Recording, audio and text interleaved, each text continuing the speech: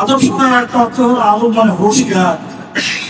আদব শব্দের বাংলা মানে হলো সতর্ক, হুঁশিয়ার হলো উত্তর শাস্তি উত্তরে ব্যবহৃত হয়। হুঁশিয়ার, হুঁশ মানে হুঁশ বলবেন হুঁশ, ওয়ার মানে ওয়ালা, সদাত্ম শব্দ। যে ব্যক্তি সবসময় সতর্ক থাকে তার ভিতরে যে গুণ এটাকে বলা হয় আদব।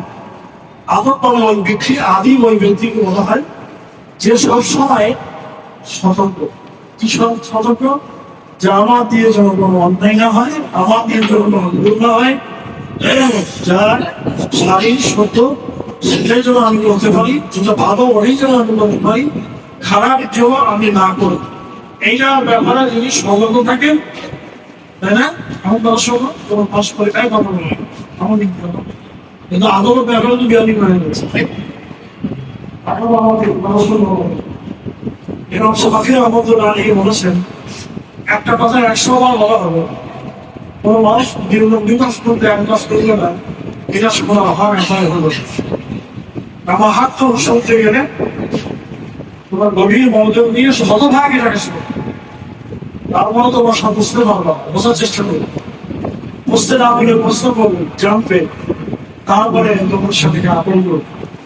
এর জ্ঞানী অনেক শাখা প্রশাখা আছে, তার ভিতরে আদব একটা আদব শব্দের পারিভাষিক অর্থ কি? আদব শব্দের পারিভাষিক অর্থ হলো হিয়া রিয়াযাতুন মাহমুদাতুন ইয়াতাখাররাজু বিহা রজুল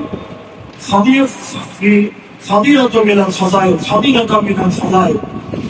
আদব ওই গুণকে বলা হয়, ওই উৎকর্ষতাকে বলা হয় যে গুণটি থাকলে মানুষ বহুবিধ গুণ অর্জন করত। একটা গুণের মাধ্যমে বহু গুণ অর্জন করা যায়, এরকম গুণকে আদব বলা। এই আদবের আজকে খুবই অভাব, আমাদের মধ্যে অভাব, তোমাদের মধ্যে অভাব, বিশেষ করে ছাত্রছাত্রীদের মধ্যে একটা বিশেষ অভাব পরিলক্ষিত। এই আদব শব্দের ব্যাপারে, আদবের ব্যাপারে তোমার সবসময় সতর্ক। যারা যত আদিব হয়, যারা যত আদব বলা হয়, তাদের আল্লাহ তাআলা তাদেরকে ভালোবাসে, তাদেরকে আল্লাহ তাআলা মর্যাদা বাড়িয়ে দেয়। যারা বিনয়ী, যাদের নম্রতা আছে, ভদ্রতা আছে, বিনয় আছে, এদেরকে আল্লাহ রাসূল প্রশংসা করেছেন। এজন্য কোমলতা, নম্রতা, ভদ্রতা, বিনয়, শালীনতা, এগুলো চরিত্রের বড় গুণ, অনেক বিষয় গুণ। আর তোমরা যেহেতু ছাত্র, তোমরা বিনয়ী হবে, নম্র হবে, তোমরা শিক্ষকদের জন্য, উস্তাদের জন্য, এই জায়গায় মানুষের জন্য তোমরা একটা প্রস্ফুটিত লাভ গোলাপের মতো হবে। তোমাদেরকে দেখলে যেন মানুষ বুঝতে পারো তোমরা। আল্লাহ রাসূলকে প্রশ্ন করা হয়েছিল, ইয়া রাসূলাল্লাহ, আল্লাহর প্রিয় বান্দা কারা? বলু ছন্দ করে বলেছিলেন, হুম ইজা যুকিরা আল্লাহ, তারাই হচ্ছে আল্লাহর প্রিয় বান্দা, যাদেরকে দেখলে, তাদের দিকে তাকালে আল্লাহর কথা মনে হয়, যাদেরকে দেখলে আল্লাহর কথা মনে হয়। তোমাদেরকে দেখলে যেন বোঝা যায় যে তোমরা মানুষ আছে, তাই তো? তোমরা আশা করতে যাচ্ছ, তোমরা আগে হয়েছো, আজকে আজকে সম্মুখীন ছিল, ফাজিলের সম্মুখীন ছিল। এই জন্য তোমাদের শান্ত, তোমাদের মান, তোমাদের মর্যাদা এইদিকে লক্ষ্য করে তোমরা চলতে পারো। আল্লাহ রাব্বুল আলামিন তোমাদের তৌফিক দান করুন। আমার ইকবাল একটা কবিতা বলেছেন, সমত ফেল বড় সাদাকাত কা শুজাআত কা আমার লিয়া জায়গা খুঁজছেন গ্রাম দুনিয়া কি মাওয়া। তোমরা সবক নাও, সবক গ্রহণ করো, এই বয়ের সবকের সাথে সাদাকাত, সত্যবাদিতা, সোজা সাহসিকতা, আদালত, ন্যায় পরায়ণতা। তোমরা যদি তোমাদের বইয়ের পাঠের সাথে সাথে এগুলি সবক নাও, তার দুনিয়ার নেতৃত্ব তোমাদের কাছ থেকে কেউ নিতে পারবে না, তোমার বিশ্বের নেতৃত্ব করবে।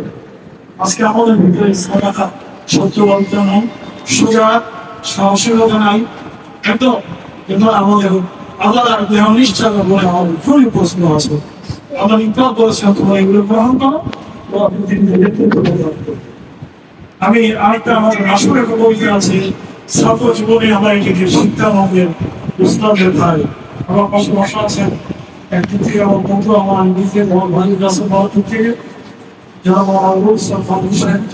আমি একই সময় বলতাম, আমাদের যারা উস্তাদ ছিলেন তারা এত মাহের ছিলেন, এত যোগ্য ছিল, তারা অরিজিনাল কিতাব, যে সমস্ত কঠিন কঠিন চ্যাপ্টার, এগুলো তাদেরকে বইয়ে দিতে প্রয়োজন হতো না। কিতাব যারা ডাক্তার এই বানাগুলি অরিজিনাল বইয়ের এই লাইনগুলি তাদের মতনগুলি তাদের মনুষ্য বক্তৃ বল ওদের গা ছিল তার মধ্যে আরো ইসলাম ছিলেন সাহেব আব্দুল হান্নান ওয়াহিদ মোহাম্মদ মৃত্যুবরণ করেছেন কলকাতার আগে তিনি ফার্স্ট সমাজ জেলা আগে যে কলকাতার আগে